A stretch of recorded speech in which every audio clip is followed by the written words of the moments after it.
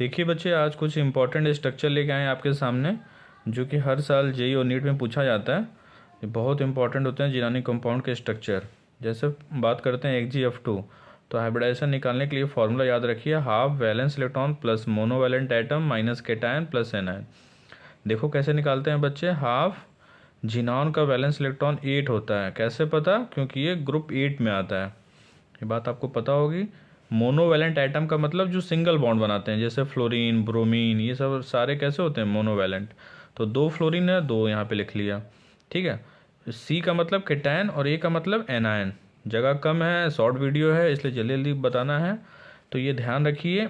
यहाँ पे कोई चार्ज नहीं है, इस वजह से यहाँ पे उसकी बात नहीं कर रहे हैं। तो 8 to 10, 10/2, 5। तो ये हाइब्रिडेशन क्या आएगा? sp3d 3, 4, 5। और स्ट्रक्चर क्या होगा? लीनियर, जिसको शेप भी बोलते हैं।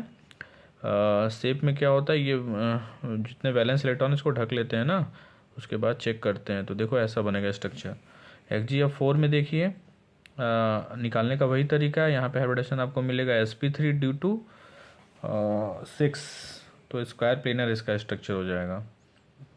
कैसे बनाएंगे, यहाँ पे बनाया है मैंने आपके लिए। और XgF6 में कैसे निकालेंगे, तरीका फिर वही इस्तेमाल करेंगे, हाफ वैलेंस इलेक्ट्रॉन 8 और 6 मोनोवैलेंट एटम में 7 आ जाएगा। यहाँ पे स्ट्रक्चर थोड़ा सा बिगड़ जाता है, उसको बोलते हैं डिस्टॉर्टेड ऑक्टाहेड्रल। ऑक्टाहेड्रल से थोड़ा सा टिल्ट हो जाता है, इस वजह से इसका नाम पड़ जाता है डिस्टॉर्टेड ऑक्टाहेड्रल।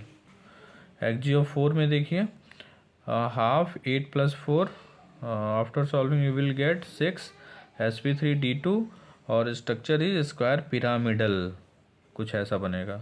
और XgO3 ये तो बहुत इंपॉर्टेंट है, कई बार एग्जाम में पूछा गया है। इसका स्ट्रक्चर वैसा ही होता है जैसा अमोनिया का होता है। निकालने का तरीका, हाफ वैलेंस इलेक्ट्रॉन 8 के पास सर आपने कुछ नहीं किया, बिकॉज ये डाई वैलेंट एटम है।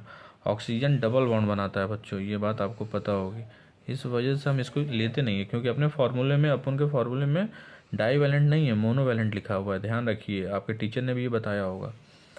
तो यू गेट 4 sp3 आएगा और स्ट्रक्चर कैसा हो जाएगा? पिरामिडल। अगर आपको याद है तो अमोनिया का भी कुछ ऐसा स्ट्रक्चर होता है बच्चों, तो देख लीजिए, बहुत इंपॉर्टेंट है ये स्ट्रक्चर। हर साल जेईई नीट में पूछे जाते हैं। इस समय रिवीजन चल रहा है, तो शॉर्ट वीडियो में मैंने कोशिश की है कि ढेर सारे स्ट्रक्चर ऐसे लेके आया हूँ आपके सामने। नेक्स्ट वीडियो में कुछ और इम्पॉर्टेंट चीज़ें लेके आता रहूँगा आपके सामने। Okay, thank you.